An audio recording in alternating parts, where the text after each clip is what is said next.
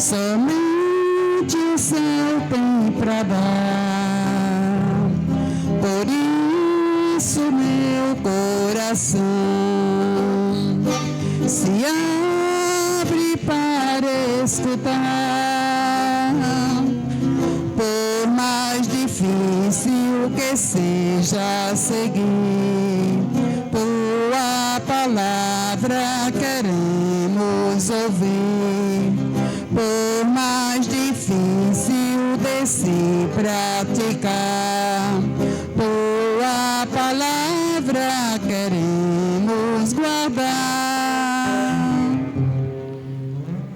O Senhor esteja convosco. Ele está no meio de nós. Proclamação do Evangelho de Jesus Cristo segundo Marcos.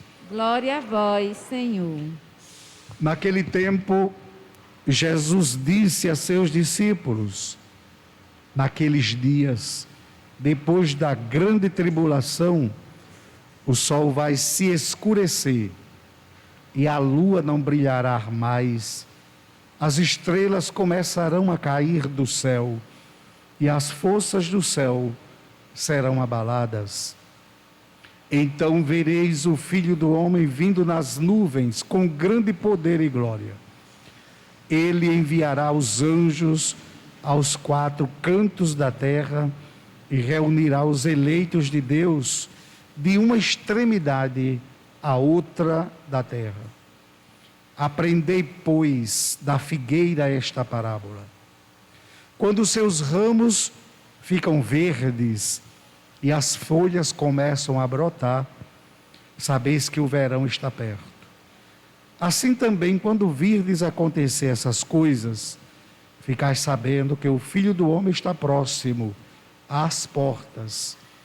Em verdade vos digo, esta geração não passará até que tudo isso aconteça. O céu e a terra passarão, mas as minhas palavras não passarão. Quanto àquele dia e hora, ninguém sabe, nem os anjos do céu, nem o Filho, mas somente o Pai. Palavra da salvação. Glória a vós, Senhor. No Antigo Testamento, se alguém já teve, já leu algum livro do Antigo Testamento, ou tem prestado atenção às leituras que a gente faz aqui na igreja, retiradas do Antigo Testamento, a gente vai entender que lá as pessoas ofereciam muitos sacrifícios. Sacrifício de louvor, sacrifício de gratidão, sacrifício pelo perdão dos pecados, oferendas pelos perdão dos pecados. E o sacrifício era de fato sacrificar um animal e oferecer a Deus, queimando aquele animal no altar do sacrifício e a fumaça. Então as pessoas acreditavam que aquela fumaça levava as preces para a divindade, para Deus. Quando Jesus chegou, depois de Jesus não teve mais sacrifício. É tanto que no Novo Testamento nós não temos sacrifícios, e não é difícil de compreender, porque Jesus, o sumo e eterno sacerdote, ofereceu a sua vida em sacrifício somente uma vez. Somente uma vez.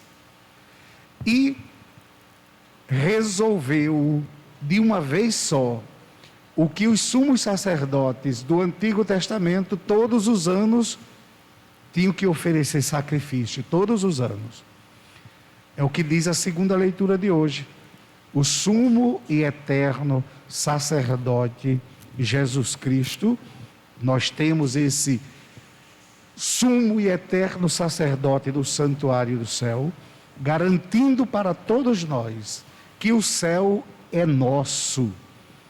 Nós já não precisa mais de sacrifícios, agora o que precisa é misericórdia. Agora o que precisa é compaixão. Agora o que precisa é o amor. É tanto que o último versículo da leitura de hoje da carta aos Hebreus, ora, onde existe o perdão, já não se faz oferenda pelo pecado, porque no sacrifício de Jesus na cruz, ele já pagou todos os pecados, pelo sangue do Cordeiro imolado na cruz, ele purifica a humanidade inteira. Aí você pode perguntar, sim, mas por que eu peco? E por que eu ainda não me sinto puro? Por causa da teimosia da gente. Mas São Paulo vai nos dizer uma palavra de muita esperança. Aonde abundou o pecado, superabunda a graça. Porque para Deus, o pecador é mais importante do que o pecado que ele faz. Na celebração da Santa Missa, a gente reza isso. A gente diz, Senhor, não olheis os nossos pecados, mas a fé que anima a vossa igreja. Pecados todos os dias nós fazemos. Quanto mais a gente tem desobediência, orgulho, egoísmo, arrogância, prepotência, mas a gente vai tratar mal os outros, mas a gente vai desprezar o outro, mas a gente vai se voltar para a gente e não se voltar para o outro. É uma luta constante, mas nós já temos uma certeza, Deus é por nós. Nós já temos uma certeza, o céu foi feito para nós, e tem mais, foi feito para os pecadores. Haverá mais alegria no céu por um pecador que se converta, do que por 99 justos, porque quando Jesus veio à terra, ele veio em busca das ovelhas perdidas da casa de Israel.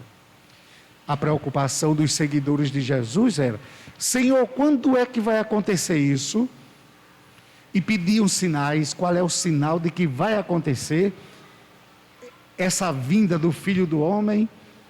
Jesus diz, eu não sei, não compete a mim, é o último versículo do Evangelho de hoje, quanto àquele dia e hora, ninguém sabe, nem os anjos do céu, nem o Filho, mas somente o Pai. Vigiai e orai, pois não sabeis nem o dia e nem a hora. Os que já voltaram de uma situação de pecado muito grande, sabe qual é a realidade de quem já andou perdido no mundo, agora foi achado por Deus e está na graça. Então a gente tem que preservar essa graça. Da desgraça nós já viemos, e a gente não quer mais voltar para a desgraça. Então quando a gente encontra Jesus, encontra a verdade, alimenta a esperança, tudo vai se ficando mais simples, porque a confiança aumenta cada vez mais. A confiança de que nós temos um sumo eterno sacerdote no céu, que já pagou todos os pecados da gente e está lá de braços abertos dizendo, vinde, benditos do meu Pai, vinde ocupar o lugar que foi reservado para vocês. O problema é que o nosso egoísmo é tão grande, que às vezes a gente acha que a gente pode resolver por a gente mesmo. O que vai depender das nossas atitudes é graça de Deus, é dado de graça. A gente só tem que acolher, só tem que receber este dom do Pai através do Filho e alimentado pelo Espírito Santo. Sabe qual é outro problema? É que a gente é muito severo com a gente mesmo. Ainda bem que não tem mais cilício, né? Aquele castigo que as pessoas se açoitavam. E olhe que ainda hoje a pessoa não faz isso, mas às vezes faz jejum 3 vezes por semana, às vezes faz tanto sacrifício, se levanta às 3 horas da manhã, fica ajoelhado, e ainda fica dizendo, e por que eu não mudo? Eu faço tudo isso e eu não mudo? Porque você não quer. Não adianta fazer o sacrifício, porque o sacrifício não é mágica, enquanto você não fizer.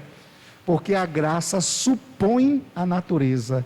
A graça quer a sua libertação, mas a sua natureza não quer. Então não adianta. Então, por que eu rezo tanto? Por que eu vou à missa tanto e eu faço tanto sacrifício e jejum isso e a minha vida não muda? Porque você não quer. Se abra ao poder da graça de Deus, queira essa mudança, essa transformação. Aceite a salvação para a sua vida e você vai ver que as coisas vão acontecer. É tudo tão simples. Eu gosto sempre de repetir: Deus simplifica e o homem complica. Deus simplifica e nós complicamos. Porque nós queremos fazer como a gente quer. Ora, tem tanta gente que entrega a Deus. Fulano, como é que vai? Já entreguei a Deus. Mas lá por trás a gente fica, monitorando. Ô Senhor, vê se o Senhor faz logo. Eu já lhe entreguei. E a gente fica, tentando ajustar o tempo de Deus em função do tempo da gente. Estejamos atentos a isso. Entreguei a Deus. Pronto, entreguei a Deus. Seja feita a vontade de nosso Senhor. Isso é confiar. Isso é confiar. Tá bom? Então, continuemos a Santa Missa entregando a vida, as dificuldades, os medos. Tem tanta gente ainda trancada em casa com medo de sair. Quanta gente ainda que não veio à missa por medo, tem que perder esse medo, voltar para a igreja, para as igrejas, voltar para as celebrações, para as atividades, para poder a gente ir abraçando a normalidade da gente enquanto a gente pode, tá bom? Confiar em nosso Senhor, ter os cuidados que são precisos ter, e a gente entrega tudo nas mãos de Deus. Onde existe o perdão, já não se faz oferenda pelo pecado, porque Deus é mais. Deus é maior do que o nosso pecado. Aonde abundou o pecado, superabunda a graça. Deus não se alegra com a desgraça do pecador. Deus ama o pecador, mas abomina o pecado. E assim tem que ser feito conosco também. Fiquemos agora todos de pé, cheios de fé e confiança, professemos juntos a fé. Creio em Deus Pai